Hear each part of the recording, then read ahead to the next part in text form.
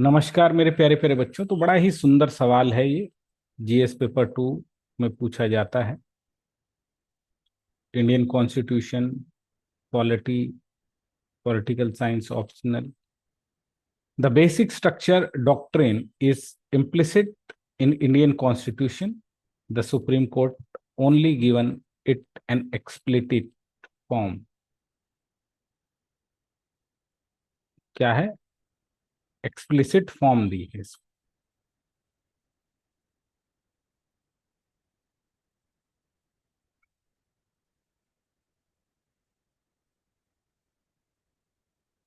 तो भारतीय संविधान की मूल संरचना का सिद्धांत अंतर्निहित है। तो भारतीय संविधान में ही पहले से ही मूल संरचना है। बस सर्वोच्च न्यायालय ने केवल इतना काम किया था कि इसे स्पष्ट रूप से मान्यता दी, यानी उसको बता दिया कि ये था, आज हम बता रहे हैं, आगे से ध्यान रखना। पर भावना पहले से ही थी। कैसे भावना थी भाई? बहुत सारे आर्टिकल हैं। आर्टिकल केंद्र राज्य संबंधों के लिए आर्टिकल है। Article article one. 13 ये कहता है कि फंडामेंटल राइट्स के अगेंस्ट नहीं जाएंगे, है ना। Yes sir. 142 आर्टिकल है जो क्या कहता है, जो ये कहता है कि किसी भी जगह पूर्ण न्याय देने के लिए सुप्रीम कोर्ट क्या कर सकता है, वो देख सकता है। फंडामेंटल राइट्स का इंटरप्रिटेटर प्लस कॉन्स्टिट्यूशन का सेफ गार्ड करने वाला किसको बताया गया है? Supreme court. तो तो यहां से इनकी न्यायिक समीक्षा की शक्ति आती है। पॉइंट नंबर 1 तो ये हो गया। फिर दूसरी पावर क्या है कि ये जो बेसिक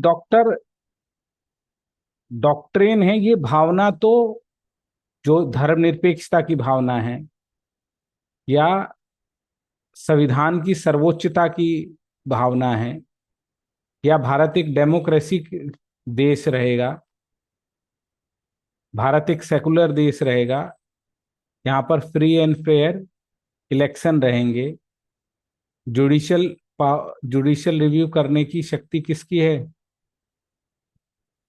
सुप्रीम कोर्ट सुप्रीम की है। कोर्ट की। भारत में चेक एंड बैलेंस रहेगा। ये तो पहले से ही संविधान में दिया था, उसी को निकाल निकाल कर इंटरप्रिटेट किया है। खाली किसने? सुप्रीम कोर्ट सुप्रीम ने। कोर्ट ने। तो दिया तो था, अपनी तरफ से कुछ नहीं बनाया है, उसी को आगे लाया है। The statement, the basic structure doctrine is implicitly in the Indian Constitution. The Supreme Court has given its an expletive form, hold a significant weight in understanding the foundational principle of Indian constitutional law. It suggested that doctrine isn't an external imposition, बाहर से नहीं थोपा गया है, but a logical extension of the Constitution own foundation principle. मूल ढांचा सिद्धांत भारतीय संविधान में अंतर्निहित है। सर्वोच्च न्यायालय ने इसे केवल एक स्पष्ट रूप दिया है। इस कथन भारतीय संवैधानिक विधि की आधारभूत संरचना को समझाने के लिए महत्वपूर्ण भूमिका निभाता है। यह बताता है ये सिद्धांत कोई बाहर से थोपा नहीं गया है, बल्कि संविधान अपने मूल सिद्धांतों में था, बस इसका एक तार्किक सार इन्होंने बताया। The supreme court role therefore wasn't to create something new, but to articulate and formalize the concept were already embodied within the constitutional text, which is a underlying philosophy. इसलिए सर्वोच्च न्यायालय की भूमिका कुछ नया रचने की नहीं, बल्कि ऐसी अवधारणा को स्पष्ट और औपचारिक रूप से देने की थी जो संवैधानिक पाठ में, उसके अंतर्निहित दर्शन में पहले से ही थी। Implicit nature of the constitution, constitution में पहले से दिया हुआ है। प्रियम्बल ही पहले से ही बताता है कि भाई भारत क्या होगा। The preamble outline the core ideals of the constitution such as sovereignty, socialism, secularism, democracy, and republic. It guarantees justice, liberty, fraternity. These values are not just aspirational, they are the bedrock of the constitutional form. तो preamble ही बताती है कि भारत कैसा होगा, आदर्श दिए हैं, और पूरा का पूरा इन्हीं आदर्शों पर संविधान खड़ा है, उसके ये बेडरॉक हैं। अब इन बेडरॉक को ही आप निकाल दोगे, यानी उन मूलभूत चीजों को आप निकाल दोगे जो जिस मूलभूत भावना पर संविधान लिखा गया है। बोलो, निकाल सकते हो? आदर्श, आदर्श ही निकाल दोगे तो मतलब क्या हो जाएगा? शून्य घ- हो जाएगा। घर के अंदर से आप ये कह रहे हो कि हम जो फाउंडेशन है उसकी, उसको ही निकाल रहे हैं। तो क्या घर 24 स्टोरी या 48 स्टोरी होगा, बचेगा नीचे की? फाउंडेशन निकाल दोगे तो। No sir. ध्वस्त हो नो जाएगा। सर। तो sovereignty, socialism, secularism, democratic republic, justice, liberty, equality, fraternity, तो ये तो आधारवाद चीजें हैं जिस पर कॉन्स्टिट्यूशन खड़ा था, यस और सर। पूरी उसकी डिटेलिंग हो रही है। तो संविधान में अंतर्निहित प्रकृति, प्रस्तावना। प्रस्तावना संविधान के मूल आदर्शों जैसे संप्रभुता, समाजवाद, धर्मनिरपेक्षता, लोकतंत्र और गणराज्य को रेखांकित करता है। यह न्याय, स्वतंत्रता, समानता, बंधुत्व की भी गारंटी देता है। यह केवल आकांक्षाएं नहीं बल्कि एक संविधान का ढांचा है। कोई भी संशोधन इन मूलभूत नष्टों को नष्ट कर देगा तो संविधान क्या हो जाएगा? बेकार, जी, डेड डॉक्यूमेंट। और यही बात सिर्फ केशवानंद भारती में सर्वोच्च न्यायालय ने बताई, और बोला कि प्रस्तावना मूल संरचना का भाग है, इन प्रिंसिपलों को कोई हटा नहीं सकता। क्लियर हुई बात?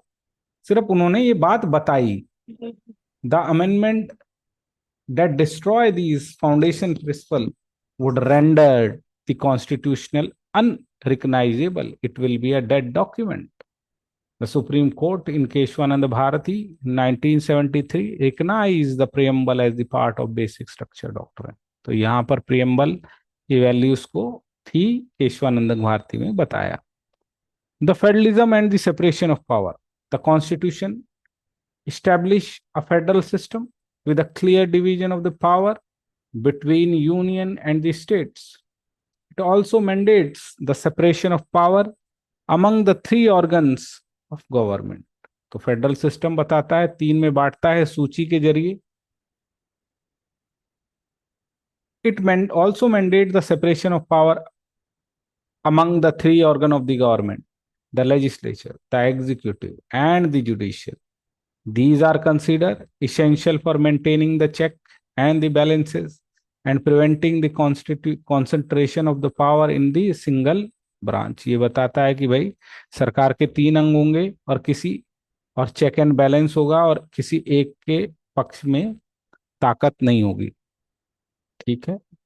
तो फेडरलिज्म और सरकार, संघवाद भी बताता है सूची के जरिए। भारतीय संघ राज्यों के बीच शक्तियों को स्पष्ट रूप से संघीय व्यवस्था स्थापित करता है। सरकार के तीनों अंग, विधायिका, कार्यपालिका, न्यायपालिका के बीच शक्तियों की प्रतिक्रिया को अनिवार्य बताता है। इन्हें एक नियंत्रण और संतुलन प्रणाली को बनाए रखने के लिए, सत्ता के संक्रीड़न को रोकने के लिए आवश्यक माना। यह एकात्मक राज्य की विभिन्न शाखाओं को शक्तियों में विलय और संशोधन का उल्लंघन होगा। इसी के लिए बोला कि भारत में सुप्रीम कोर्ट ने क्या कहा कि भाई अगर आप फेडरलिज्म को हटा दोगे या सेपरेशन को हो जाओगे तो क्या हो जाएगा? कैसा देश बन जाएगा भारत का?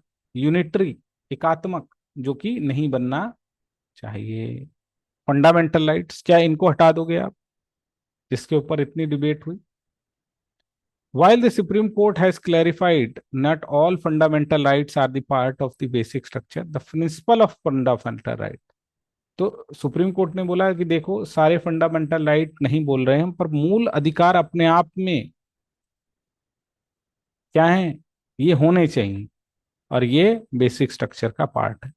The judiciary power to protect and enforce these rights is essential to the constitution design.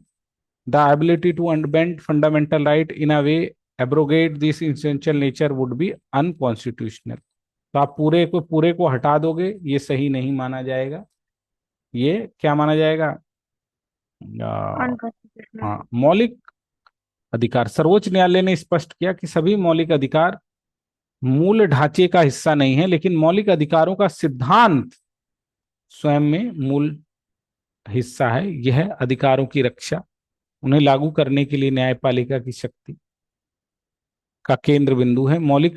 में इस तरह से संशोधन करना होगा जो कि इनकी मूल प्रकृति खराब ना हो जाए। अगर ऐसा होता है तो असंवैधानिक होगा। न्यायिक समीक्षा, आर्टिकल 13, विधायिकी और कार्यपालिका के कार्यों की समीक्षा करने की शक्ति जो भी देती है, आर्टिकल 13 में लिखा है कि न्यायालय को मूल अधिकारों की असंगत कानूनों को शून्य करने को घोषित देता है। आर्टिकल 13 आप जानते ही हैं। यह सुनिश्चित सुनिश्चित करती है कि सरकार संविधान के दायरे में रहे। संविधान के बड़ा है, कॉन्स्टिट्यूशन इज सुप्रीम, और जो पार्लियामेंट है या एग्जीक्यूटिव है ये इसके अंडर रहेंगे और लोगों को फंडामेंटल राइट रहेंगे। आर्टिकल 13 में अगर ये इनको एब्रोगेज करती है तो जुडिशरी को ताकत दी गई है कि इसे हटा दें। यह सुनिश्चित करता है कि संविधान कानूनी ढांचे में रहे। सर्वोच्च न्यायालय बार बार ये पुष्टि करता है कि न्यायिक समीक्षा मूल ढांचे का क्या है, अर्थ है। 131 भी है इसी में। इसे हटाने की शक्ति, नियंत्रण समाप्त हो जाएगा और संविधान को फिर वो मनमाने ढंग से बचा वो करने लग जाएगा। तो ठीक नहीं है, फिर तो संविधान ही खत्म हो जाएगा। The power of judicial review और legislative and executive action is the cornerstone of the constitution. In article 13, empower the court to declare law inconsistent with fundamental right as void. This power ensured that the government act within the confines of the constitution. The Supreme Court has repeatedly affirmed that the judicial review is the integral part of the basic structure, and its removal would eliminate the check and parliamentary power to make constitution principle susceptible and arbitrary change. अब supreme court ने यही बात क्या बताई, केशवानंद के मामले में बताई। While these principles were implicit, they remain undefinable and unenforceable until Supreme Court explicitly articulated them. Landmark Keshwanand Bharati versus State of Kerala, the judgment of first time, the court explicitly gave the form of the doctrine, articulating the limitation. The court, by narrowing majority 7-6, held that while Parliament has the power to amend the Constitution, Article 368, the power is not absolute. It cannot use, alter, damage, dissolve the basic structure or the framework or the Constitution. The judgment was a direct response to the parliamentary attempt to assert absolute power, amend any constitution including fundamental right. तो ये लोग करना चाहते थे fundamental right को change, किसी भी भाग को चेंज, तब ये सिद्धांत आया, खुद से नहीं आया। यद्यपि यह सिद्धांत अंतर्निहित थे पर अपरिभाषित थे, अपरिवर्तनीय थे। सर्वोच्च न्यायालय ने स्पष्ट किया, कौन से मामले में, 93 में। कोर्ट ने बहुत कम नैरो मार्जिन से बोला कि भाई 367 से आप पूरी तरीके से नहीं कर सकते, क्षति नहीं पहुंचा सकते, बदल नहीं सकते। क्यों? क्योंकि पार्लियामेंट मौलिक अधिकारों में संशोधन करने जा रही थी और ये भी बोलने जा रही थी इंदिरा गांधी की हम संविधान के किसी भाग को बदल सकते हैं। तो अब रिस्पॉन्स तो देना था ना कि भाई संविधान की भावना को आप कैसे बदलोगे, मत बदलो। ये देखो, उदाहरण के तीर पर उन्होंने कभी कोई सूची नहीं दी, लेकिन बताया कि सर्वोच्चता, गणतंत्र, लोकतांत्रिक प्रणाली, संविधान की धर्मनिरपेक्षता, संघीय स्वरूप, ये मूलभूत ढांचा सिद्धांत है। और आगे जाके न्यायिक समीक्षा, विधि का शासन, निष्पक्ष चुनाव, ये नहीं कि भारत में चुनाव ही नहीं होंगे, ये तत्व भी जोड़े। ये था, भारत में इलेक्शन कमीशन की बात हुई तो बात हुई फ्री फेयर इलेक्शन की, जब फेडरलिज्म की बात हुई तो उसकी बात थी। तो listing illustrative component, although the court didn't provide an extensive list, it identifies several components that constitute the basic structure. These include the supremacy of the constitution, the Republican and democratic form of the government, the social character of the Constitution, the separation of power, and the federal character of the Constitution. Subsequent judgments have added other elements such as judicial review, rule of law, and free and fair election. Preventing constitutional subversion by giving the doctrine an expletive form, the Supreme Court created a powerful check on legislative power. It ensured that the parliament, which represent will of the people, cannot use amending power to fundamentally change the Indian Republic. The doctrines serve as a safety valve preventing a majority government to subverting the foundation principle of the Constitution. It is the assertion of the constitutional supremacy of the power.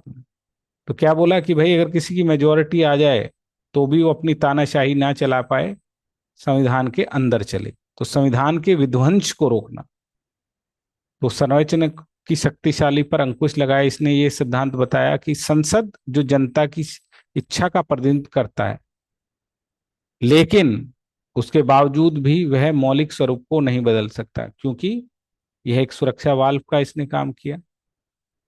नहीं तो बहुमत में आने वाली सरकार संविधान के मूलभूत सिद्धांतों को ही नष्ट कर देती। और हमें संसद की प्रायोरिटी नहीं बनाना था, हमें किसकी प्रायोरिटी बनाना था? संविधान की। संविधान की। और इसीलिए ऐसा किया गया। तो ये क्वेश्चन अब आपको आसानी से समझ में आ गया होगा कि क्यों ऐसा हुआ। आराम से इस क्वेश्चन को अब आप कर सकते हैं। ठीक है मेरे प्यारे प्यारे बच्चों, बोलो। Yes sir. बहुत बढ़िया। तो इनको देखना, क्वेश्चनों को करना।